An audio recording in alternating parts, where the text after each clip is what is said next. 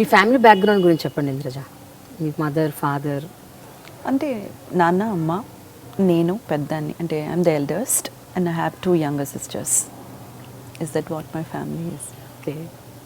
So మీ father ఒక చోట, మీ మదర్ ఒక చోట ఉద్యోగాలు చేసేవారంట. మీరు మీ మదర్ దగ్గర ఉండేవాళ్ళు ముగ్గురు. ఎప్పుడు ఫ్యామిలీ మొత్తం కలిసింది మరి? ముగ్గురు కాదు, అంటే అంటే నా లాస్ట్ సిస్టర్ పుట్టిన తర్వాతే కొంచెం ఇంకా అక్కడ ఇక్కడ అని అలా ఉండడం ఫ్యామిలీ కింద లేదు అసలు. మా మదరు కర్ణాటక మ్యూజిక్ టీచర్ అనమాట. So she worked in Alleppey as a music teacher. So నేను, నా తర్వాత మా చెల్లి భారతి, మేమిద్దరం పుట్టిన తర్వాత కూడా మేము అమ్మ దగ్గరే ఉండేవాళ్ళం. అమ్మ వాళ్ళు పనిచేస్తూనే ఉండేవారు.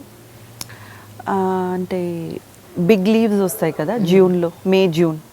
సో ఆ 2 months మమ్మీ ఇక్కడికి రావడం, లేకపోతే డాడీ అక్కడికి వెళ్ళడం. అంటే డాడీ చెన్నైలో పనిచేసేవాడు. సో మరి ఇంకా మా సెకండ్ సిస్టర్ పుట్టిన తర్వాత ఇంకా ఫ్యామిలీ కింద లేదు. సో ఏం చేద్దామని ఆలోచించినప్పుడు మమ్మీ అయితే పర్లేదులేండి, నేను ఎలాగో మ్యూజిక్ టీచర్, అక్కడికి వచ్చినా నేను క్లాసెస్ తీయగలను పిల్లలకి, షిఫ్ట్ అయిపోదాంలేండి అని డిసైడ్ చేసుకుని టోటల్గా చెన్నైకి వచ్చామన్నమాట. అంటే చెన్నైలో ఫుల్ బేస్. డాడీ ఎప్పుడు చెన్నైలోనే ఉండేవారు, సో ఆయన ఎప్పుడు అక్కడికి రాలేదు. సో మీ మదర్ క్లాసికల్ టీచర్, మరి మీరు ఎప్పుడన్నా నేర్చుకున్నారా మ్యూజిక్? నేర్చుకోలేదు. మేము నేర్చుకోలేదు, ఆవిడ కూర్చో నేర్చుకో అని చెప్పలేదు. ఏమో అనిపించలేదు. ఆవిడ క్లాసెస్ తీసేవారు, ఇంటికి పిల్లలు వచ్చేవారు, బయట కూడా ఒక చిన్న రూమ్ లాంటిది తీసుకుని క్లాసెస్ నేర్పేవారు పిల్లలకి. కానీ ఇప్పుడు వచ్చి కూర్చో నేర్చుకో అని మమ్మీ చెప్పలేదు. మాకంతా కూడా విని మేము నేర్చుకున్నవే కానీ మాకు అసలు ఎప్పుడు క్లాసెస్ కానీ కూర్చొని నేర్చుకోలేదు. బట్ అసలు అంటే ఇంట్లో టీచింగ్ జరుగుతున్నా కూడా, ఇంటికి వచ్చి పిల్లలు నేర్చుకుంటున్నా కూడా మీరు వెళ్ళి కాసేపు కూర్చొని నేర్చుకుందాం. చాలా మంది కుటుంబాల్లో అలాగే ఉంటాయి. అవునా? Because it is my own experience. ఎందుకంటే వాళ్ళు ఎలాగో నేర్చుకుంటున్నారు, రోజు వింటూనే ఉన్నాం కదా. సో చెప్తూనే ఉంటారు సాపా అని వింటూనే ఉంటాం కదా. సో పెద్దగా అంటే we're not away from music. So మళ్ళీ దాని లోపలికి వెళ్ళాలన్న థాట్ ప్రాసెస్ అయితే రాలేదు. మరి మీరు నేర్చుకున్నారా లేదా? పోనీ కనీసం అట్లా అయినా మ్యూజిక్ పాడతారా? పాటలు ఐడియా ఉంది అంతే. అందరిలాగే కొంచెం కుక్ చేస్తున్నప్పుడు, లేకపోతే బాత్రూమ్ కొంచెం బెటర్ బాత్రూమ్ సింగర్ అంట కదా మీరు. ఇంట్రెస్ట్ అంతే. ఇంట్రెస్ట్ కన్నా కూడా that gives me more Joy. Okay.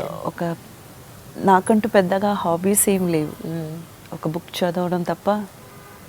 So పాటలు పాడుకోవడం, అలాగా వంట చేస్తున్నప్పుడు ఒంటరిగా ఇంకేం చేస్తాం, ఏదో ఒకటి అని.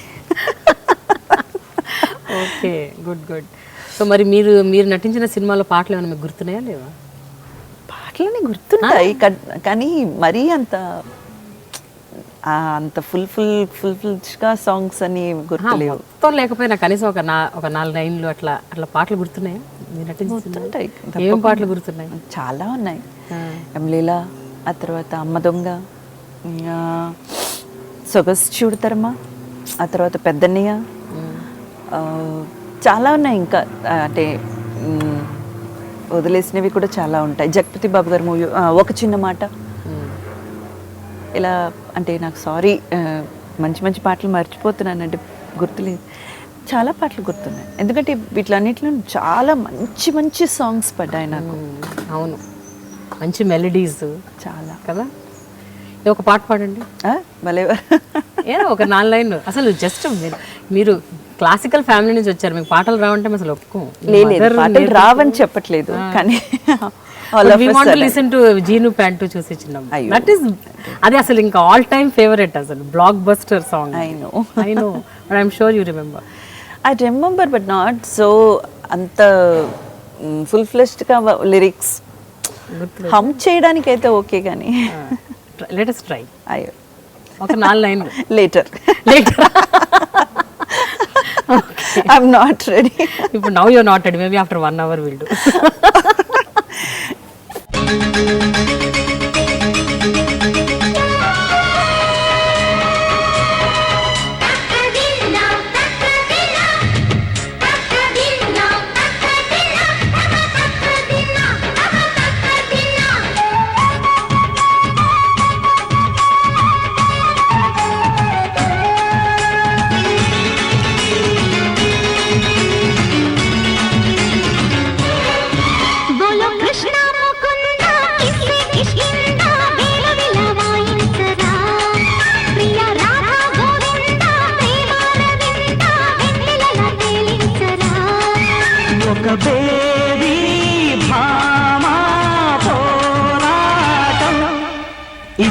అల్లరి పిల్లరి తిమ్మిటి కలలో బుల్లిరో అది చుక్కలు కాలికి మొక్కిన చక్కని జాబిలిరో బోలో కృష్ణ ముకుంద ఇస్తే కిష్కింద వేలు విలవాయించరా ప్రియ రామ గోవింద ప్రేమ గోవింద వెన్నెలల తేలించరా.